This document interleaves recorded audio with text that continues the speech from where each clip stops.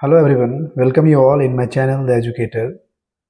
और आप लोगों के लिए मैं इस चैनल पे एक ग्रुप डी सीरीज लाने जा रहा हूँ।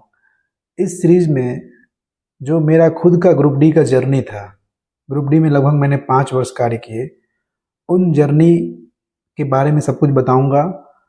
फॉर्म फिलअप से लेकर के, चाहे वो डीवी हो, मेडिकल हो, पीईटी टेस्ट हो, या फिर joining, posting, resignation, each and everything मैं सीरीज बाय सीरीज आप लोगों के सामने लाऊंगा। सबसे पहले मैं अपने बारे में बताऊं, मैं राजन, जो कि पिछले 7 वर्षों से रेलवे में एक कर्मचारी हूं।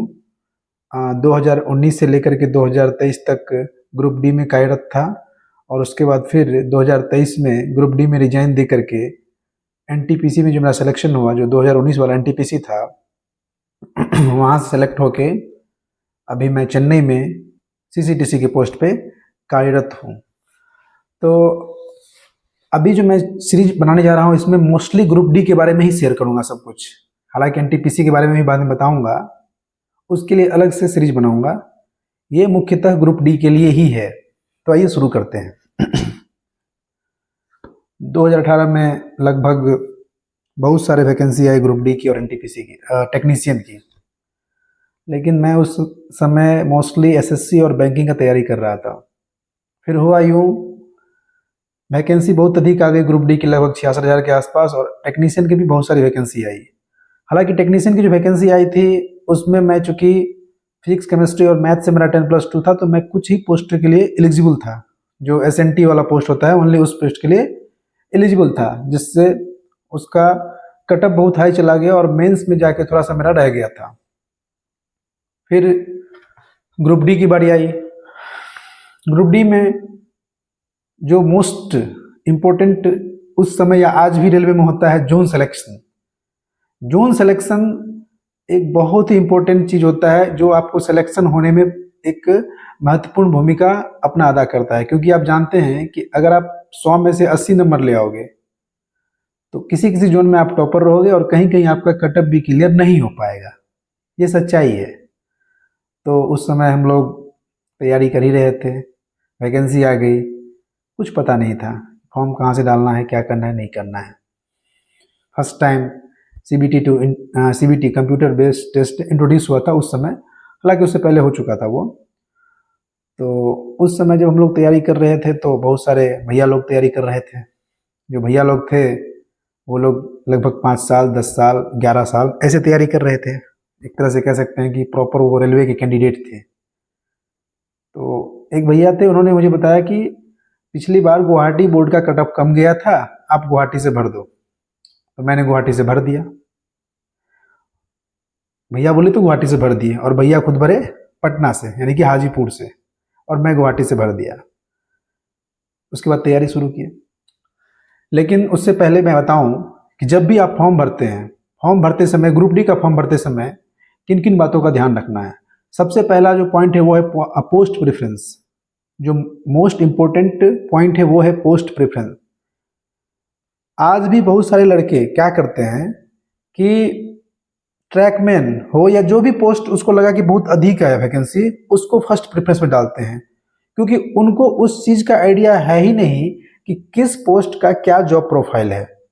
ग्रुप डी में भी कुछ पोस्ट ऐसे हैं जहाँ पे फिजिकल वर्क बहुत ज़्यादा करना पड़ता है, कुछ पोस्ट ऐसे हैं जहाँ पे फिजिकली वर्क कुछ है ही नहीं।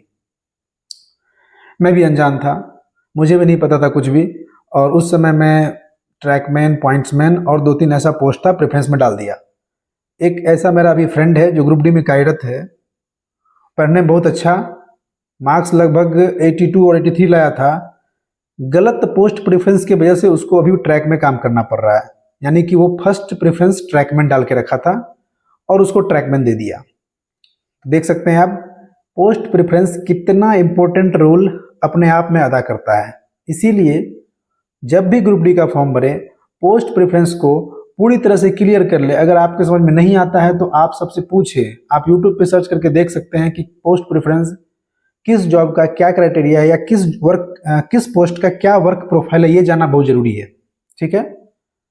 दूसरी बात, जब भी आप फॉर्म भरे तो रहता है कि फॉर्म में कुछ गलत भरा गया है, कुछ एजुकेशनल क्वालिफिकेशन या कुछ नेम मिस्टेक हो गया, स्पेलिंग वगैरह, या कह सकते हैं कि आपका जो एड्रेस है कहीं भी कुछ मिस कर दिए, उसके लिए भी कोई चिंता की बात नहीं है। आप फॉर्म भर दिए, अगर आप उसको सही नहीं कर पाए तो जब आपका डीवी होगा उस समय जो अब हमारा जो मजिस्ट्रेट इशू करता है एफिडेविट, वो इशू करा के आप दे सकते हो वहाँ पे, बशर्ते आपका जो बेसिक है जैसे कि आपका नाम, आपके पिताजी का नाम, आपका डेट ऑफ बर्थ, ये सब गलत नहीं होना चाहिए। बाकी चीज़ों को आप सुधार कर सकते हैं।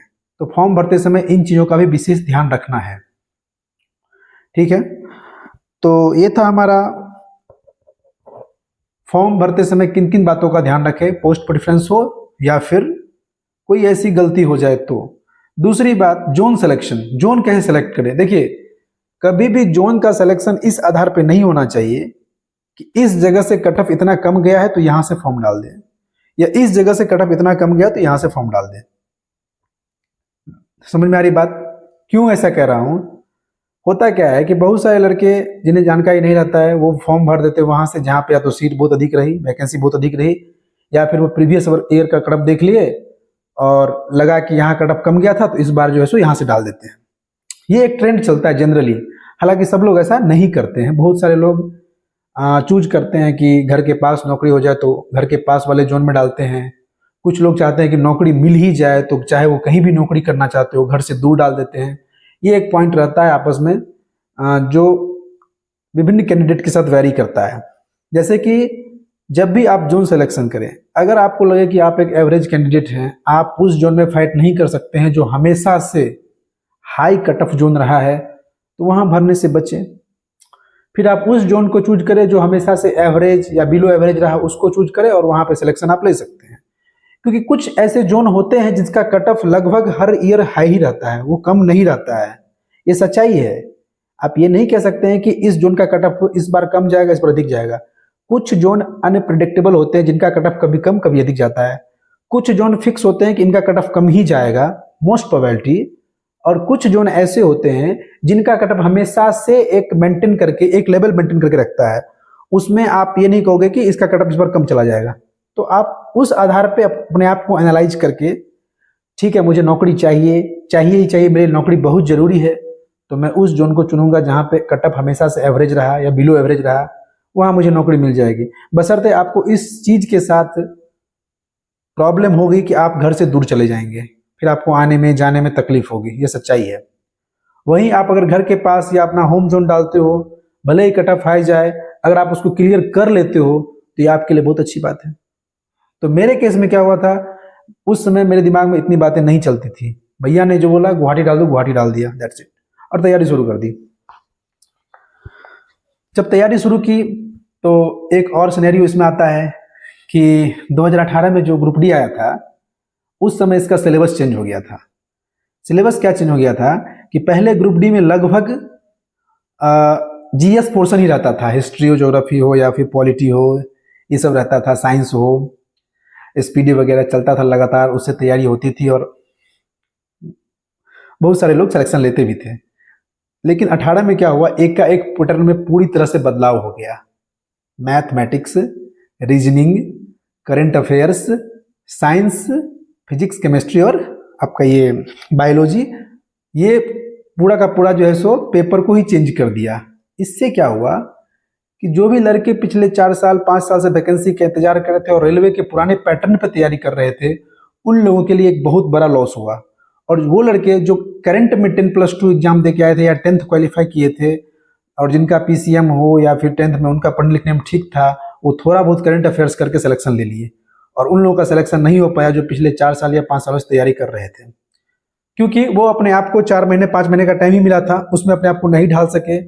हम लोगों के साथ क्या हुआ कि हम लोग तो तैयारी कर रहे थे एसएससी की और बैंकिंग की, रेलवे की तैयारी कर नहीं रहे थे, तो हम लोग प्रॉपर मैथ रीजनिंग हम लोग का ठीक था, करंट अफेयर साइड से पढ़ ही रहे थे, थोड़ा बहुत हम लोगों को साइंस पढ़ना पड़ा। मेरे पर्सनल केस में क्या था कि मैं साइंस का कैंडिडेट स्टूडेंट रहा था, तो मुझे साइंस में भी उतनी तकलीफ नहीं हुई, इसीलिए मेरा जो है सो वो अच्छा रहा। थोड़ा सा मैं एक और पॉइंट बताऊंगा आपको। अगर मैं बात करूं एग्जाम स्ट्रेटजी, प्रिपरेशन स्ट्रेटजी, कैसा रहेगा प्रिपरेशन स्ट्रेटजी, देखिए इसके लिए तो मैं अलग से एक वृहद वीडियो बना ही दूंगा, लेकिन जो मेरा अपना मानना था, चूंकि मैं उस समय डेली एक मॉक टेस्ट लगाता था और अपने आप को एनालाइज करता था कि मेरा कौन सा पोर्शन वीक है, कौन सा पोर्शन स्ट्रांग है, किस पे अधिक फोकस करना है, किस पे नहीं करना है। करंट अफेयर्स को मैंने डेली बेसिस पे पढ़ना शुरू कर दिया था। रीजनिंग और मैथ्स नॉर्मल ही रहता है। मैंने अब तक रेलवे में लगभग 10 से 12 एग्जाम दिए हैं, 10 से 12 एग्जाम दिए रेलवे में, और यहाँ तक मेरा आज तक का जो डाटा है, मैथ्स में 99% क्वेश्चन हमेशा अटेम्प्ट करके आता हूँ, अगर मैं बिना पढ़ के भी जाऊँगा, क्योंकि क्वेश्चन का लेवल कुछ खास रहता नहीं है। रीजनिंग की बात करें तो रीजनिंग रेलवे समय समय पर रीजनिंग में बदलाव किया है, जैसे कि 18 की अपेक्षा 19 में थोड़ा, 18 की अपेक्षा 20-21 एग्जाम में थोड़ा टफ किया, 20-21 की अपेक्षा इस बार जो है अपना ये 24-25 में थोड़ा टफ किया था रीजनिंग। लेकिन मैथ इसका लगभग सेम लेवल ही रहता है हमेशा। बात करें साइंस की, तो साइंस में भी अपने आप में रेलवे अपने आप में इम्प्रूव किया है। 18 की बात करें या 19 में, 18-19 में जो एग्जाम हुआ था 18 में, उस समय न्यूमेरिकल की संख्या कम होती थी और न्यूमेरिकल छोटे छोटे हुआ करते थे, डायरेक्ट फार्मूला बेस्ड। फिर जो अभी बीच में एक ग्रुप डी आया था 21-22 वाला, उसमें न्यूमेरिकल अच्छे खासे और बढ़िया बढ़िया न्यूमेरिकल पूछे गए थे। और इस बार जो भी चल रहा है इसका भी सेम पैटर्न है।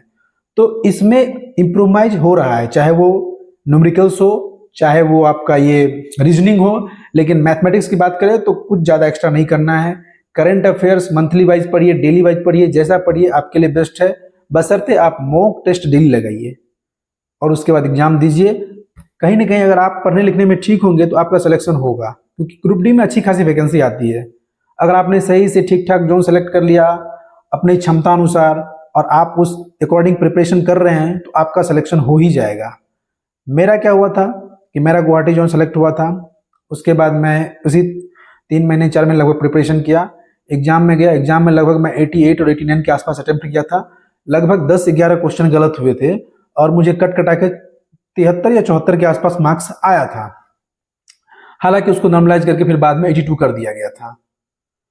तो उसके बाद मुझे फिजिकल एफिशिएंसी टेस्ट के लिए बुलाया गया और फिर मैं वहाँ गया और फिर दौड़ा। तो इस वीडियो में इतना ही, मिलते हैं अगले वीडियो में, जिसमें हमें पीईटी, डॉक्यूमेंट वेरिफिकेशन, मेडिकल इत्यादि के बारे में बातें करेंगे। तब तक के लिए आप देखते रहिए और चैनल को सब्सक्राइब कर लीजिए। वीडियो कैसा लगा कमेंट कीजिए, शेयर कीजिए। जय हिंद।